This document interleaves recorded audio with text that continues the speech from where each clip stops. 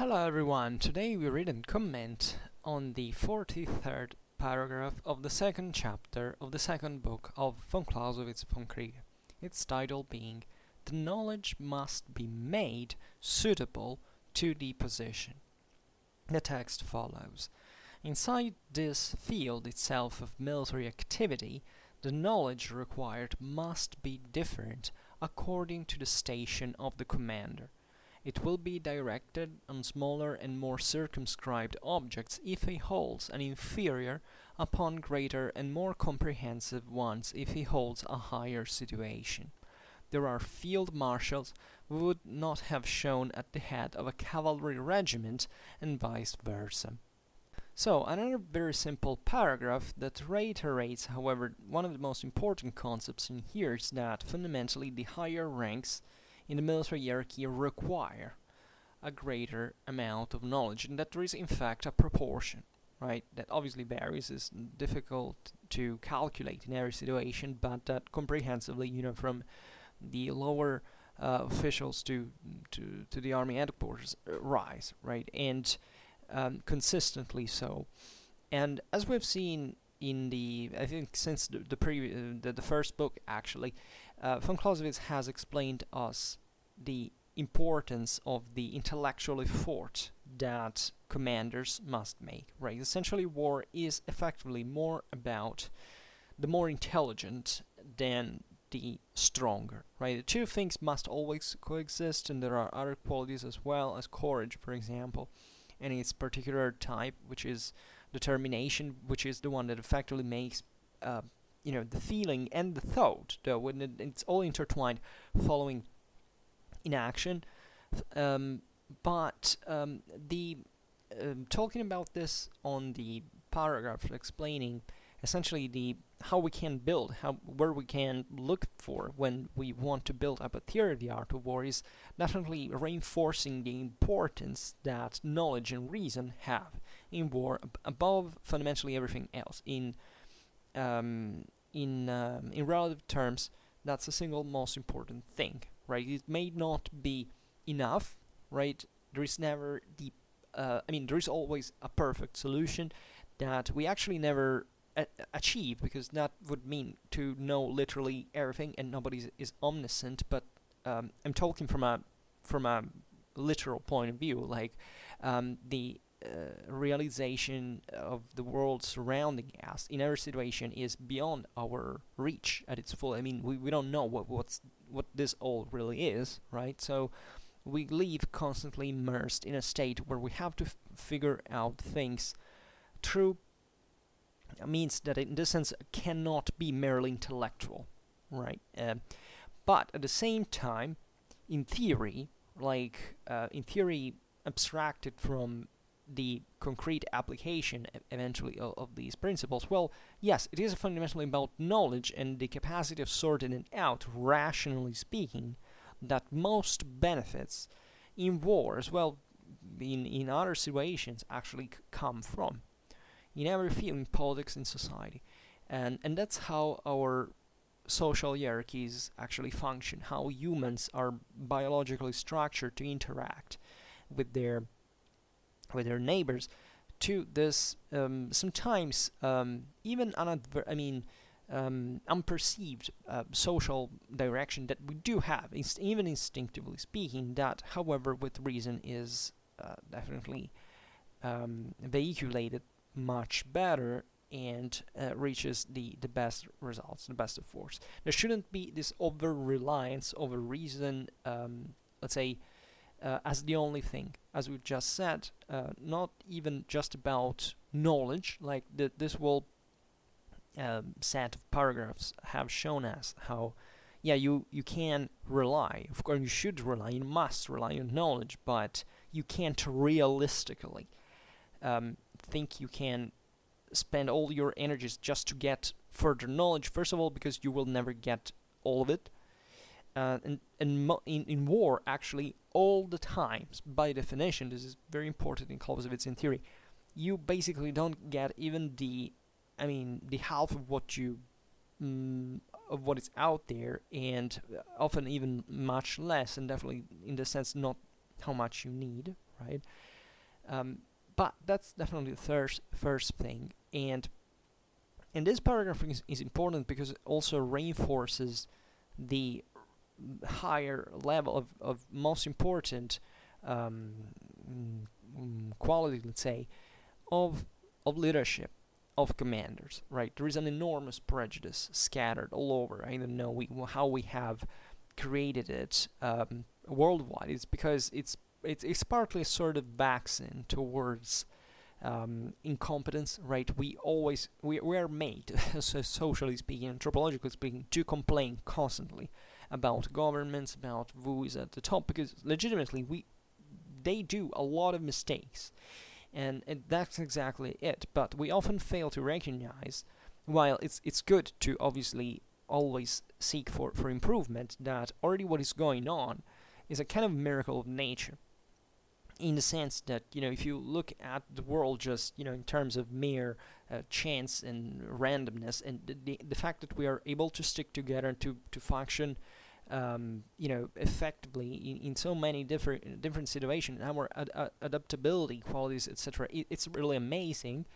And this is definitely not just imputable to knowledge itself, but it has to do anyway with hierarchy, and with this very debated, at least, relation that we do have with who is in charge and who should be in charge, that we, however, recognize mostly and legitimately as the person who should be more competent, which most competent actually, which is almost quite never the same, but it's still in that direction, right? And the prejudice that is scattered actually when we talk about military history is that generals are just a bunch of bastards. Were there, sitting on a couch in front of the fireplace smoking cigars, while the soldiers are out there in the mud and in the cold, and they're essentially just a bunch of bastards who don't even know what's going on. This is an absolutely unrealistic statement by any stretch of the imagination. This has no historical foundation. It's complete nonsense. And old military history, and who studies military history knows perfectly what it takes, really. Even first of all, through the selection it brings there. It's obvious that, I don't know, if you take a country where there is a corrupted and dictatorship, well places all, it's its favorites, let's say, on positions of important, including in the military, well, yeah, that's going to be a disaster, and history has told this too.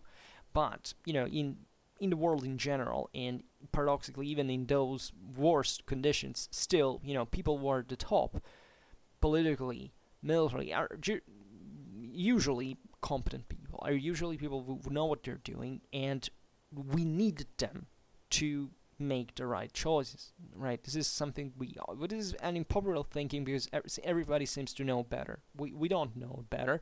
These people are not super humans. They're not even have to be superheroes.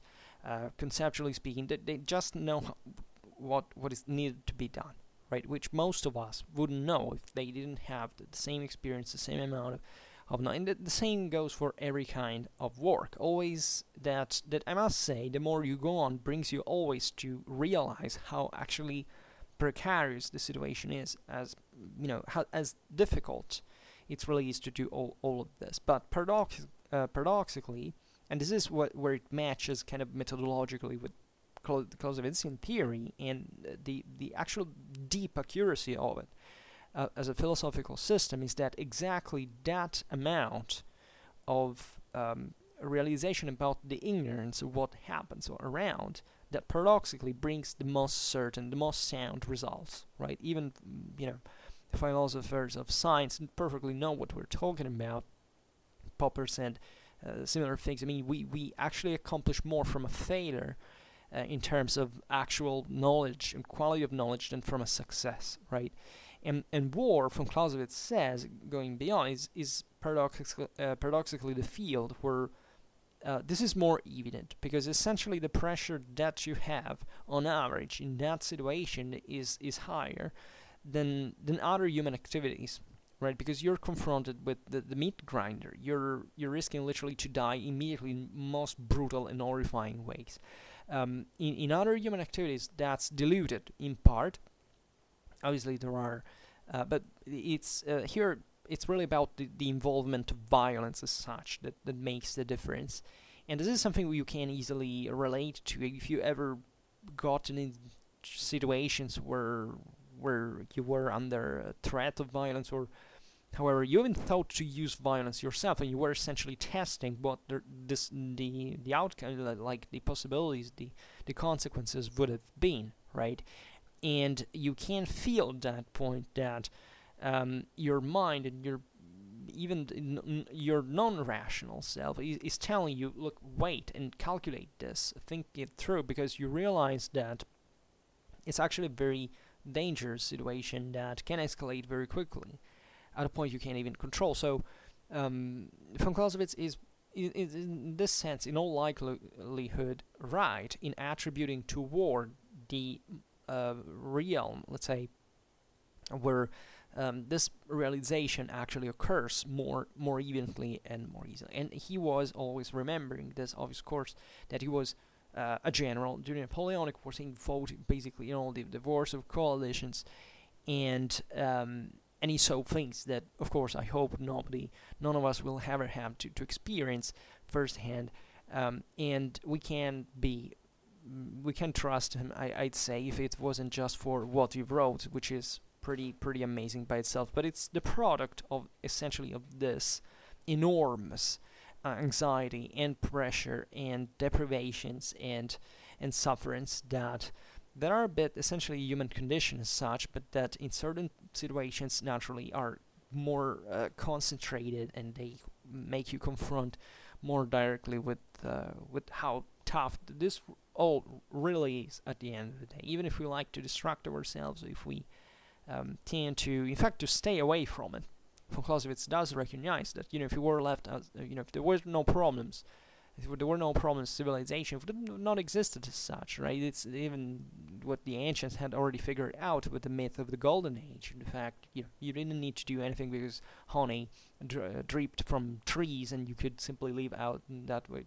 Well, that's never happened, but it's of course, the realization that if there wasn't evil, if there wasn't sufferance, if there wasn't pain, we wouldn't essentially have accomplished what we have done.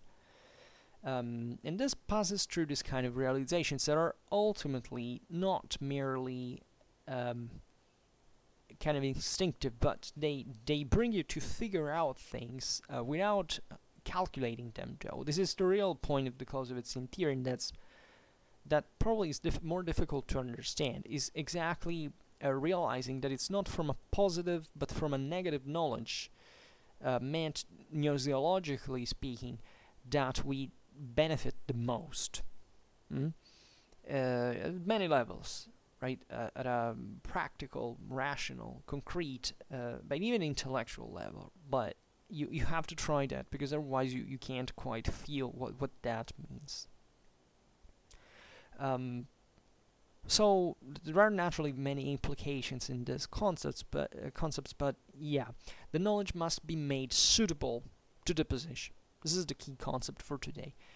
It's realizing that in this hierarchy that we have described before, no place is random. No, let's say there is a structure that holds it. I mean, even if you count as incompetent someone within this hierarchy, what really means there is the hierarchy in itself, right? And that's why it's dangerous sometimes, and it's kind of detrimental and stupid at the end of the day to try to demolish hierarchies and systems as we have created them, just because an individual is not fit.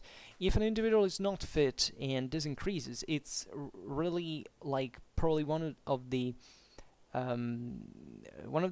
let's say the same let's say a consequence of the same problem that brings you to think at that point that the hierarchy is worthless, because essentially you don't understand what the hierarchy is, and even the person who got there incompetently is a product even that there is something that doesn't work at this point that can be, of course, structural. Also, hierarchies do change, they continuously evolve, they continuously adapt, but they must be there, and they must always kind of responding in war, in military affairs. This is more evident exactly because there is much more at stake than the usual, right? So the real problem there, even the prejudice of the soldier that dies, and lots of soldiers that die, of course, in all historical times, not just because of actual military mistakes, but even for being careless, like even put in account, okay, well, we're gonna have some losses anyway, but there is always a best move we could have done at all times. But this naturally makes you observe also the enormous amount of weight, psychologically, morally speaking, that those who are in charge actually have. And von Clausewitz points it out quite clearly that generals are not just people who are completely that are detached fundamentally from the situation. They're actually the ones who take the largest burden of everyone, because there are people that would simply tell you, I prefer I had died rather than experience the remorse and frustration and desperation that I had, even having survived, maybe having decided to go to die, even just one person, right?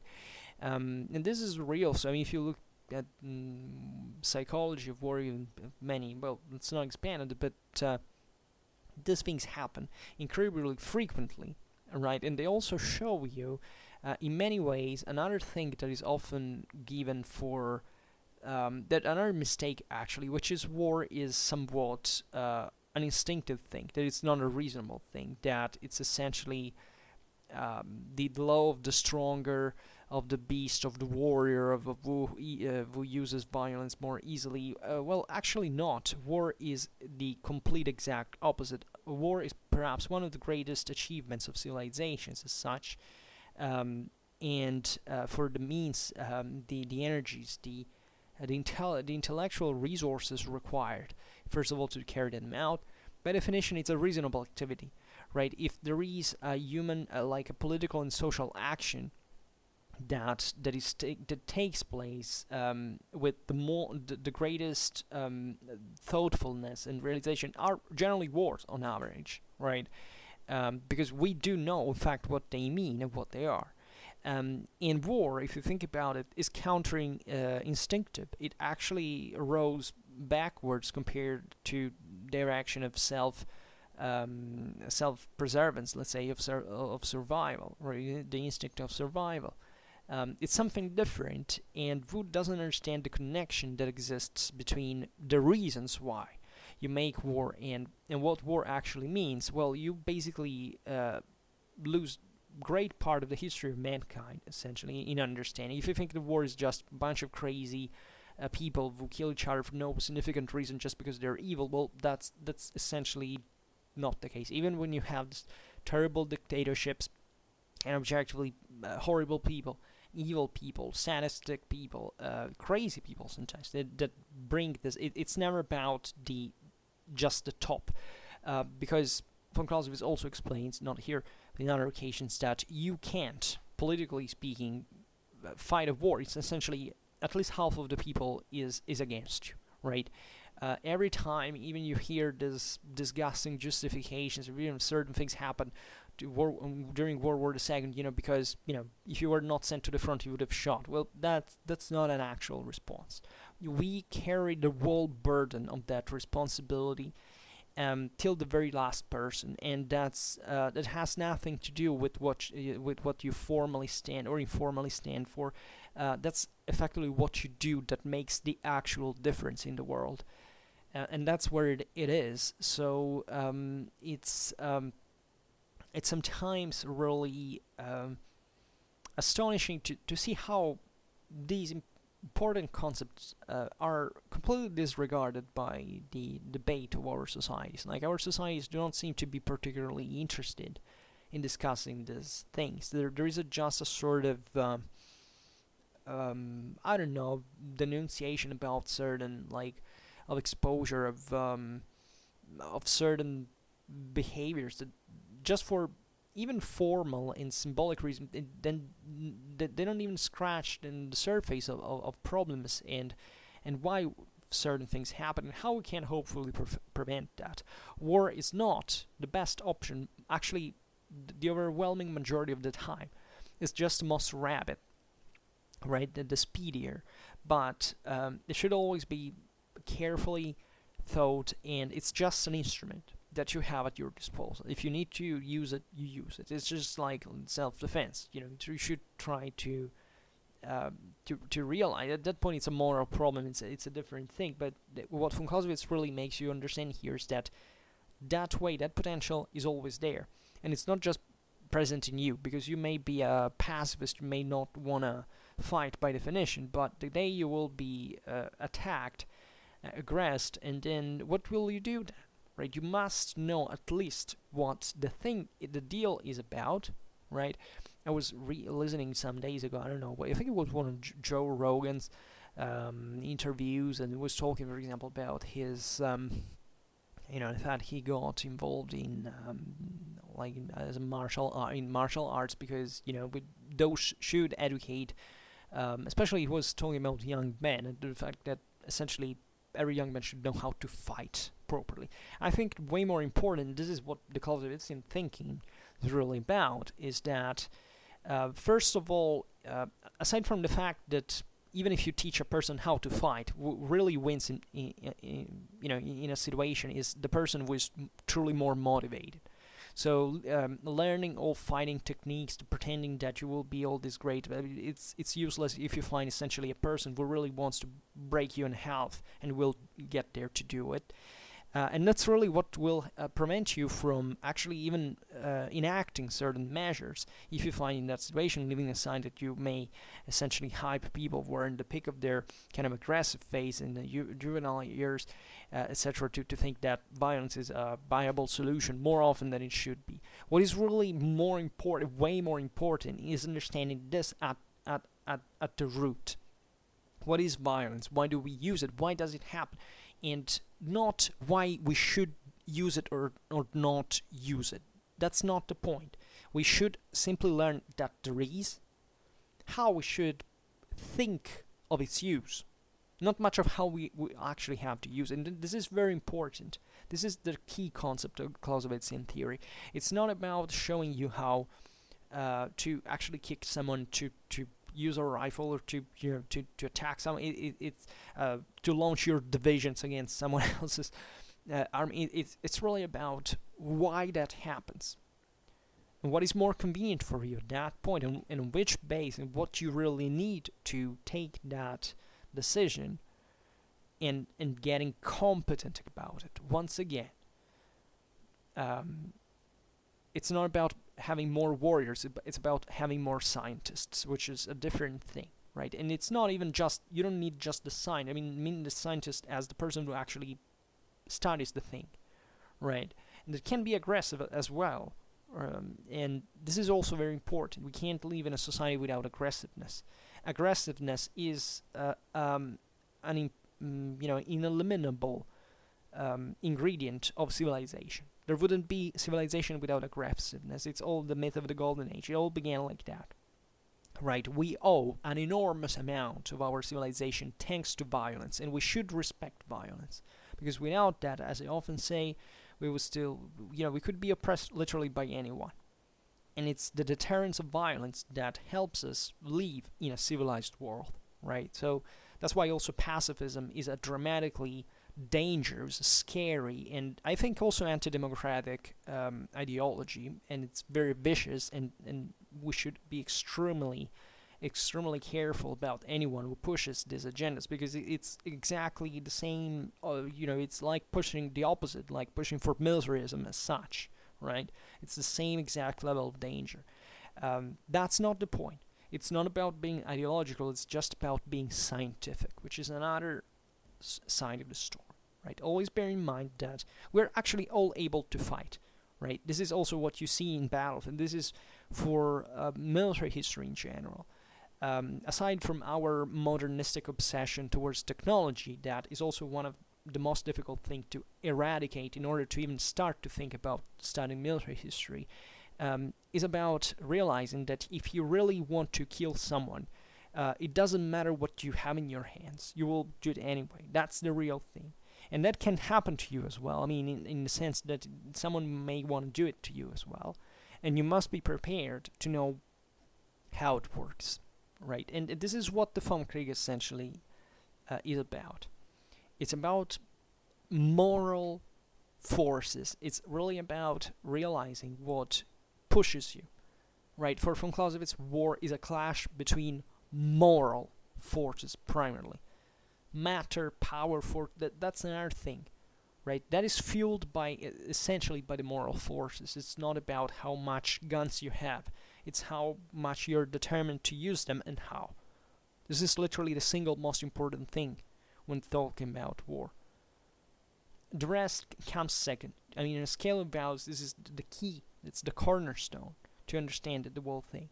And there is no other way to put this, right? And so, if we only knew this couple of concepts, if we taught children in schools, instead of pushing things like there is no difference of sort, we should all consider things without any form of prejudice of any sort. No, we should know exactly about how things happen and happened. We can't detach. You know why? Because we would otherwise do what those positive theorists of the art of war were doing, and that von Clausewitz criticized, by creating a theory that effectively in reality does not work. Why? Because it's abstracted by reality, because it doesn't take a reality into account as a factor.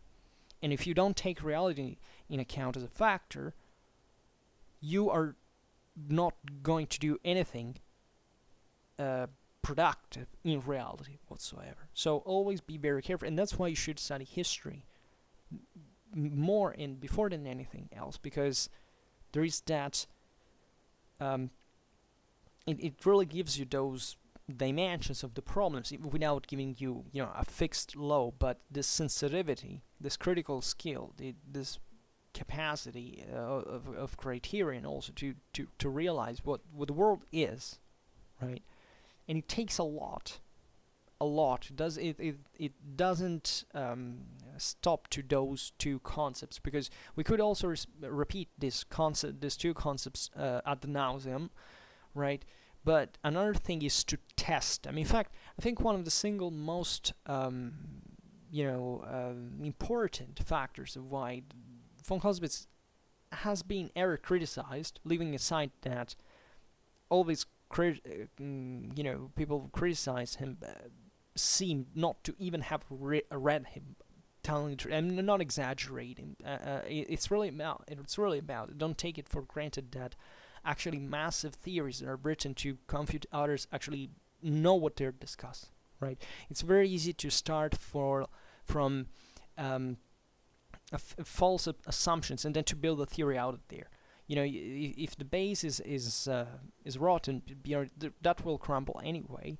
But I still think that the major reason why von Clausewitz has been misunderstood, also because of an intellectualistic take on it. Like it's saying, okay, after I've read this work, now I should be knowing everything about war, right?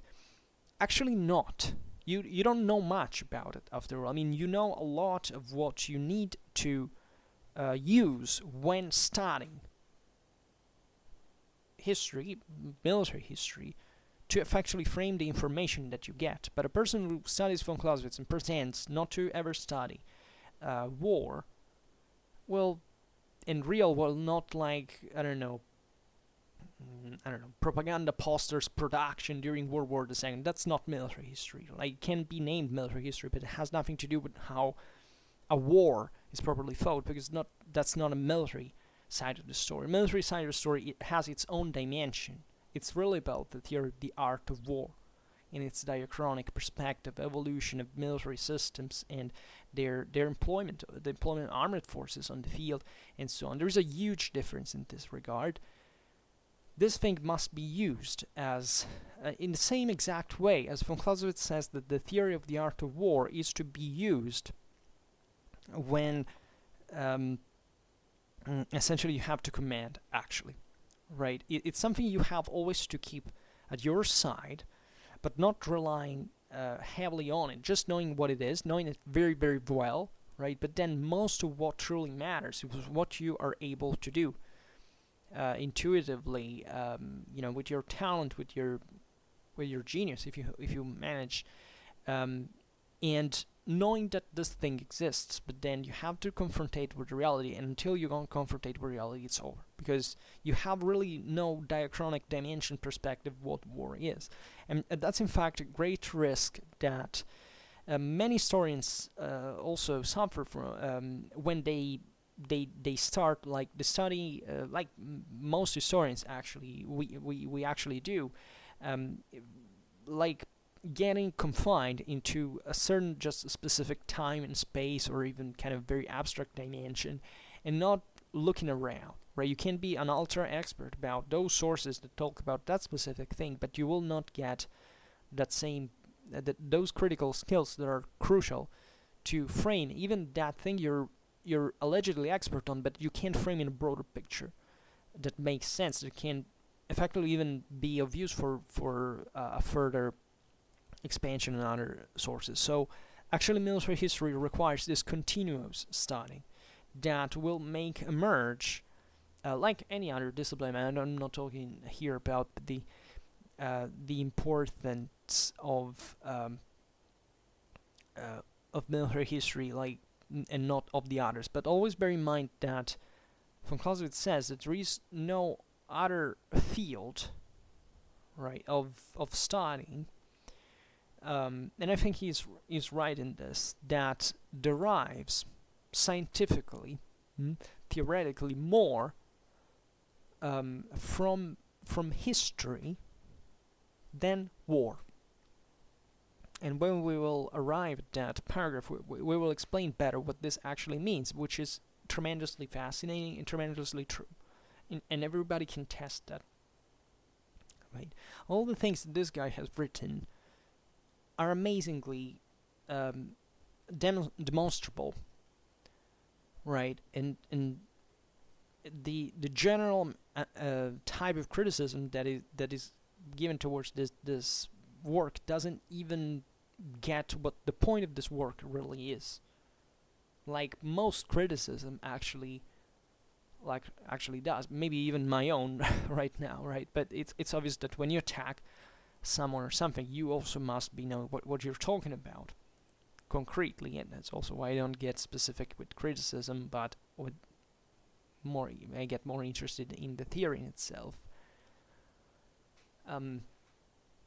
So von Clausewitz writes, inside this field itself of military activity, the knowledge required must be different according to the station of the commander. Right? This is very simple.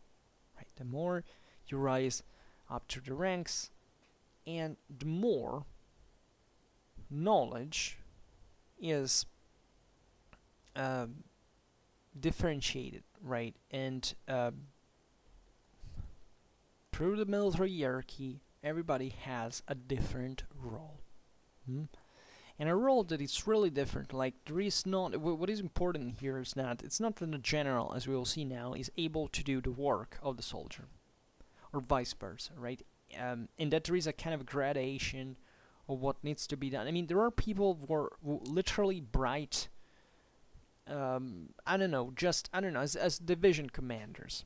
Maybe they suck at a company level, right? And maybe they're even better. They're better instead as soldiers for some reasons. This has to do with. So it's very, you have to widen the system here of possibilities, and this has all to do with the individual, right? And von Clausewitz, in fact, in previous videos we have seen, it makes all this differentiation essentially between characters types.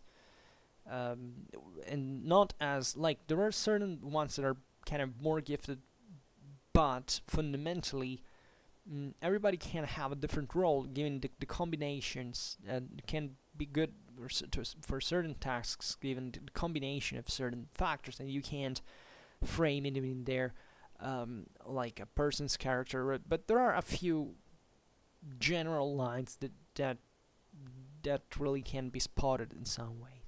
But you should look back at that video specifically because it explained much better than this. Um, so this differentiation of competences as well is very important, right? It's all about functionality.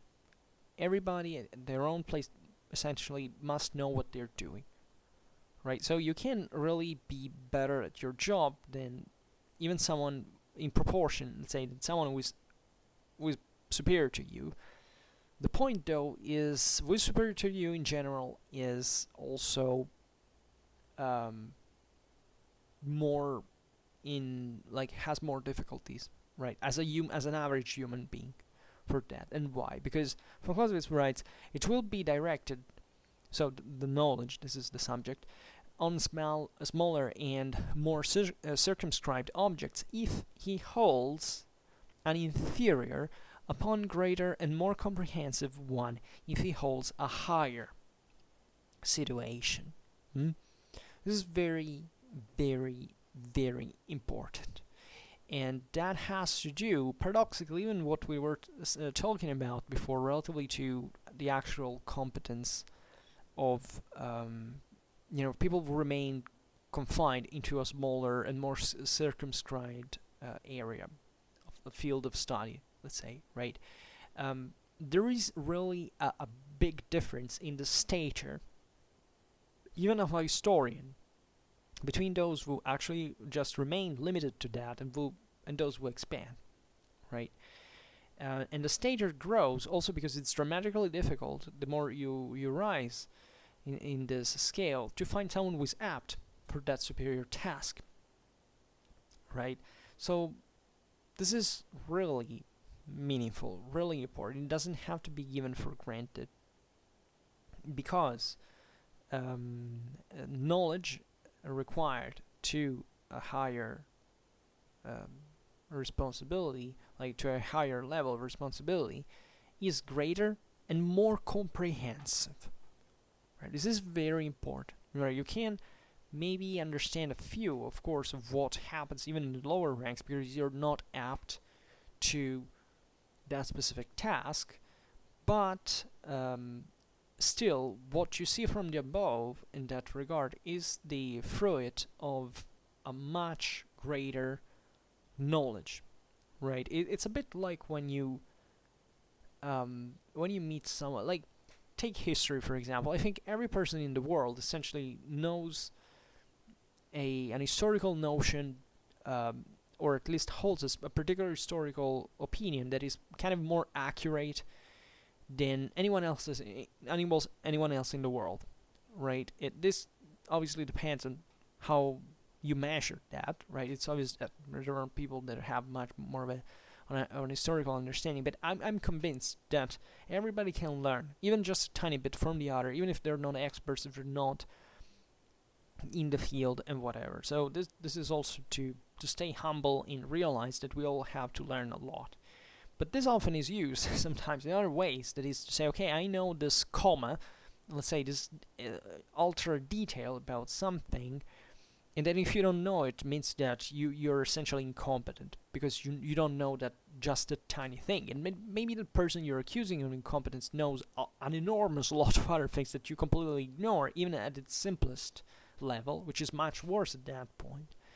And at that point, ignoring that level of detail doesn't mean that you are actually not competent in that field, but that person has just read it and memorized, which, maybe in 5 seconds reading from page, which is what literally every human being can do at that point. So this is a bit the same in terms of military competence when you rise through the ranks. It's obvious that there are certain people who are better versed, let's say, for certain tasks rather than others, just like there are historians that know one thing better than another, right? But at the same time, the more you know, and the more you're competent in that regard, and the more you have the chances increase that you know how to frame at least other type of information into something you've already seen, right? This is the beauty of history, I would say. It's the capacity not of knowing everything. Like, I think when everybody who starts to study history I can relate with that. I thought at the beginning that history was just knowing an enormous amount of stuff essentially by heart, like becoming a living encyclopedia, right? The more you go on, and the less it is so, albeit the more you learn quantitatively at the same time. But what you actually learn is the structure that helps you to frame knowledge, right? And that's the single most important thing. That is the same thing that makes civilization, right? It's like in the Golden Age. It's like in the Garden of Eden. It's if you don't have the malice to put something to use, you can't even be exposed to something, but you don't understand what that means. That's a bit like with ignorance. Like if you can't say some of the most meaningful things to a person, but if that person is kind of a simpleton, then they're not going to understand it anyway, right? Why do you think there are lots of conspiracy theorists out there?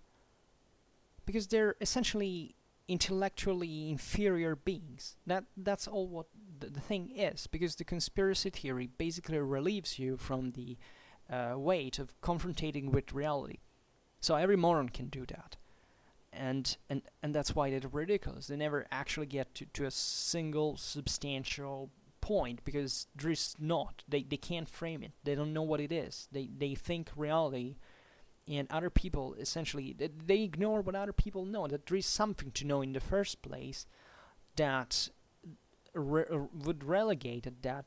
Once you get that, such theories in the bin to the bin, because objectively they're completely devoid of any foundation, right? Because there are other things that instead work and are real and you can experience every day. If you don't experience things, you remain ignorant about it. You can't even know that these things exist. That's how it works, right? So it's a dramatically complicated thing, and it does require intellectual resources. Like, you have to invest. Why do officers must have studied that regarding military academies? They have to have a higher education, because it's exactly what it's needed. People were more intelligent and would know more, quantitatively speaking. A soldier, on average, doesn't require that, right? It just requires the amount of intelligence to obey orders, to be disciplined, which is also a great deal. The average military man is actually more intelligent than the average civilian. But it's obvious, right?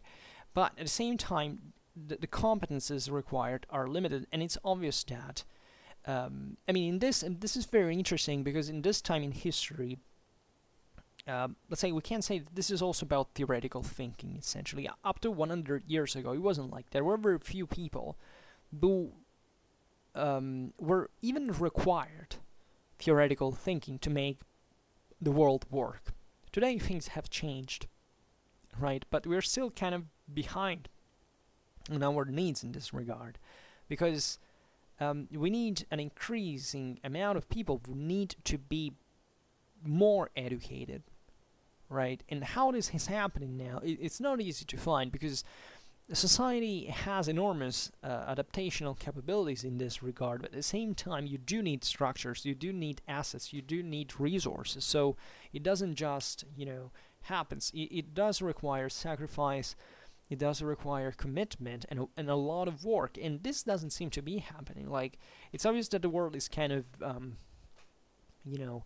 being reshaped on different bases in part, but it's not so evident that these bases are very solid either, because there doesn't seem to be any concerted effort to entrust new generations with those intellectual tools that are necessary to deal with the reality they'll have to manage. And this has always been a problem, actually, whether you're talking about because knowledge can be even very practical. It doesn't have to be essentially just a theoretical thing, but you still need education. You still need the idea that what you're taught about is to be useful, and it's not just notion. It's not just, and just for the record, I don't think that even old educational systems are wrong. On the contrary, I think there are certain good things about traditional education that is dramatically effective. and that we're completely lost, such as discipline, for example, or learning by heart, or even learning dates and names. Take it from a historian, dates and names must be learned mandatorily, right? You can't start even studying history if you don't know those, right? Those people who think we can be alternative, in teaching concepts and then but not given any point of reference whatsoever is kind of, maybe can fit better in reality, I don't know, but what if you have both and you're actually able to, you have an edge at that point, right? So this is also very political because, let's be honest, that's education especially has always been a field where ideas, unfortunately, do not pour in just from mere talent or intellect or genius. They pour it in also artificially by politics, and that is a great problem, right? Because we do realize that controlling education is a very convenient thing. But exactly, we should think about this in a more comprehensive way. But this is another topic as well. But it's really all part of the same thing. Like, don't think that the Vom Kriege is not really talking about through the strictly military hierarchies, about actual hierarchies in the rest of society, right? And we do all live within hierarchies. We can't do without them. We are not designed by nature to be without hierarchies, right? Sorry for anarchists, or that's the we do need extreme positions as well to balance society. That's also not. We can't. It would be a very bad society, the one without extremism, right? In a tiny, healthy number. Even those worst thinking you can imagine, because those help to balance out and to have a moderate center. Otherwise, it would like a flatland of single thought, and that would be dramatic. Biology, anthropology does tell us that we do need even extremism, unfortunately, and even worse things to function, right? To balance society out, to have a stimulus to improve, right? But it's obvious that certain positions, if spread just as a I don't want to digress too much in it. It's obvious it's a moment where certain moral, cultural points of reference are simply dissolving. It's not a matter of saying, whether it's positive or negative in absolute terms. It's really, at this point, realizing that lots of people are searching for answers normally somewhere else. And maybe that they're wrong. I don't know, maybe they should look back and say, okay, well, maybe I got driven away from this because, there was a reaction in a certain historical movement moment that in which maybe this shift was partially necessary. But even looking at the past here is dramatically important to see and to scope things that actually that worked at the time, that actually work even today, and that we don't want to realize, maybe because of cultural resistance and problems. Deeply structured societies like ours do really have a big problem with cultural resistance, right? Always remember this. It's simpler societies, primitive societies that have an extremely low cultural resistance, because their culture is not so resistant and consistent in the first place to match with that. Let's not say culture, but culture meant as kind of a sort of structural element at this point that is formed also by the bulk of civilization as such, right? So big empires, have always had greater problems to change than the small tribes, always, right? And we often think it's the other way around, because we think of tribalism too as the treasures of traditionalism, but it's historically really not true. It's anthropologically not true. So we have to be very careful about not committing the same mistakes. We often attribute to others for fake sense of superiority, right? There is no superior and inferior in this regard. Even before I said, conspiracy theorists are just a bunch of morons. Maybe they have a place in this world after all, right? Because they do also show us what not to do. And I'm not kidding. we do need this, socially speaking. Do not never undervalue it. That's why before I was saying even extremism is right, because until you don't see that, you can't actually know what that is. And also, you don't know how quickly you can turn to be an extremist for that regard, right? But at the same time, there must be a work. This is not just a mere orientation. You also have to struggle a lot to reach a certain level of development, and that's what effectively lacks. It's not a matter of choices of directions. Of course, if you take the good direction, the better, but if you don't go ahead on it, on the path, well, you'll still remain where you started. And incidentally, it's much easier in that regard, that you'll essentially be able to shift even between a kind of more from a moderate center, right? I mean, from, let's say, a safer position, if you can say. This has nothing to do with the center politically meant here. We're talking about an actual stable ideal. So what were we saying here? Yeah, and von Clausewitz actually concludes with this other simple but also very meaningful phrase, which is, there are field marshals who would not have shown at the head of a cavalry regiment and vice versa. Which is true, right? Here, the cavalry regiment is saying, by von Clausewitz as a general, like, everybody can lead a cavalry regiment, because objectively a field marshal has a much greater role in that regard. And also certain things are easier technically with cavalry that has kind of less tactical options very often. Then so here he's making a bit of stereotype, but he knows what he's talking about, first of all, and secondly, this is really concretely true, right? You can this is also warning that serves competence. Like, for example, we do, there are people in our society that maybe are not particularly bright, they're not even particularly smart, but they know how to do their job. They're very competent in their field, and we need them like hell, right? Even if it's something that probably at that level maybe doesn't require an enormous capacity, and therefore maybe it's not so dramatically important, but still, these are people who make the world work every day, and we have to be very thankful for, and we are all very mediocre. After all, this is the important thing to realize. The concept here is, in this regard, that it's also to be aware of experts. Like, experts are very important people in the same way we have just said. But don't think, especially people who seem to know so much, to be this great, or people who have studied whichever field of to know everything, right?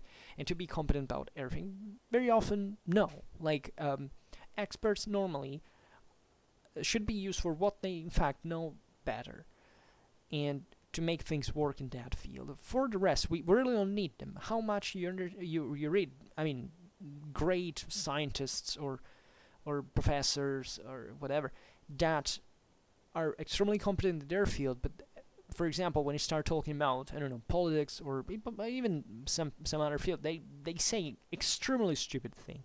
It's like, it's not just they don't say anything about it, but because maybe they don't know anything about it, but they feel the need to say something that is not even just wrong, is also plain stupid. Well, this happens all the time. It happens to me all the time. And I don't think that, and that's also why keeping your mouth shut, outside of your usual field of expertise, in fact, it's a pretty good idea, right? That helps saving time, it fluidifies society, and it, generally speaking, also gives back a bit of reliability to the same professional figures as such, right? For example, I'm convinced that in older times, language also was used, and we know this, of course, in very different ways, but if you look at primitive societies, for example, that are under terrible strains, and they suffer, and they live, and they're pretty dire straits most of the times, well, you realize that language in those societies is dramatically valuable. Like, people speak, first of all, much less. If you really want to imagine a world where, like, it could be, I don't know, Viking era Scandinavia. Well, you have to imagine perhaps a world where people spoke incredibly few in absolute terms, right? And yet, what they said was extremely more meaningful and often very much better thought, right? And than what we say today on average in terms of comparing quantity of words spoken, right, expressed. In fact, those were worlds in which wisdom in general was highly treasured because it was a great asset in general, and chieftain hadn't just to be a great warrior. That should have been, especially in his youth, when he had to prove that, because society was structured like that, and it's normally young men who accomplish those feats. But chieftains have to be kind of middle-aged people who know their business because they're intelligent, not just because they're courageous or strong, but because they have to be wise, right? Actually, wisdom and intelligence are two very different things. These people were kind of wiser than intelligent in that regard, but it works also with intelligence. Like, you can be intelligent in many ways, but also not being wise, not exactly knowing what you have to do with the amount of knowledge that you get, right? Maybe in your field, theoretically, you know better what you're talking about, but maybe you may not be, I don't know, maybe a good citizen, right? That is very important, according to me. And if, we all complain about social networks. I think social networks, the internet in general, are something extremely positive. Like, they're much... it's a product of our world. We needed this. It had success because it worked, right? So it's not bad. It's actually good. But lots of people have prejudices towards it too, like saying, but people got kind of, every idiot can shout his own thing, whatever. Maybe you think about this about Schwerpunkt as well, which is likely. But one point is also that, in fact, you can spot, I think, very easily, given exactly the amount of old people who express themselves in these platforms, which one actually have a point and produce valuable information, and those who were literally clueless, right? And they just say things to, I don't know, because you realize they want to participate, I don't know, to have friends, to get sympathies or something, right? Because at the end of the day, motivations are also pretty easy in this regard. So, always realizing that we all have sectors of competence that we should probably be able to expand in a way. Like, it seems that, in fact, more intelligent people on average are polymath, right? So they're usually not expert just in one thing, but they usually know about, 3 or 4 other fields between hobbies and other activities or, jobs that they have matured because evidently they were well versed in this sense to expand, right? And being a polymath in this time, I think it's going to be the future of mankind. Like, it has been in after especially moments of crisis and of restructuration. We need people who need to rebuild the world, to rebuild the view of the world that we have, and people who can do that are only those who have a comprehensive understanding of the world, not those who have just a hyper specialistic one. In this case, so we are probably, I think, if the world will essentially keep developing the way it's done, and will progress in this, we will essentially structure our education to cultivate people in this way, right? To cultivate intellects towards this direction of kind of greater, in some way, diversification of knowledge, but with the aim of a junction, right, between all these branches, so that they can effectively produce a synthesis. Right, we have become ultra analytical, but when it gets to make a synthesis, things seem to get grim, because we don't talk much to each other. We all shout about our competence, but we don't see very often what also the outside of our boundaries, right? Outside of our scope, and that's a weakness, right? There are people who can exploit that, and don't think that there is not someone who's going to exploit that. That will eventually homogenize the picture, right? So civilization does progress like this. Like there is a system that gets hypertrophic because it worked. At the point, however, that at one point also saturates its abilities to produce new sprouts, to do to bear new fruits, and then there is someone who's gonna chop it down in ways, or at least to enter within it and to tie it to another system that probably is taking root in that context to evolve into something else, because we constantly improve our thinking. We don't just sit there with it and treasure it. We always rethink, we always revise, we all often don't realize this, but it's literally what we're programmed for every single time. Alright, so I think today I digressed more than the usual, but anyhow, these videos are a bit the chance to